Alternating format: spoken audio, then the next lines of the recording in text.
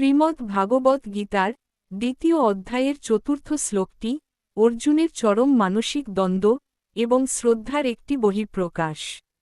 নিচে এর সংক্ষিপ্ত ও সারগর্ভ বিশ্লেষণ দেওয়া হল। মূল শ্লোক: কথং ভীষ্মহং সংখ্যে দ্রোণং চ মধুসূদন ইষুভির প্রতিযোৎস্যামি পূজার্হাবরিসূদন। সংক্ষিপ্ত বিশ্লেষণ: অর্জুনের প্রশ্ন।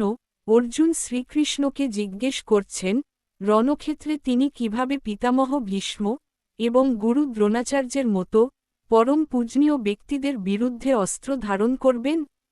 শ্রদ্ধা বনাম যুদ্ধ: অর্জুনের মতে যাদের পা ছুঁয়ে প্রণাম করা উচিত তাদের দিকে তীর নিক্ষেপ করা কেবল অধর্ম নয়, বরং অকল্পনীয়।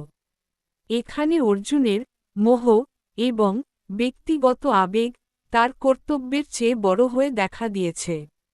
সম্বোধনের রহস্য: অর্জুন কৃষ্ণকে মধুসূদন ও অরিসূদন, শত্রু বিনাশকারী, বলে সম্বোধন করেছেন।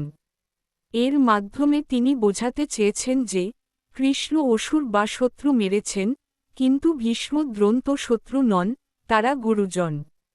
সার কথা: এই শ্লোকটি মানুষের জীবনের সেই মুহূর্তকে তুলে ধরে যখন কর্তব্য এবং আবেগ মুখোমুখি সংঘর্ষে লিপ্ত হয়।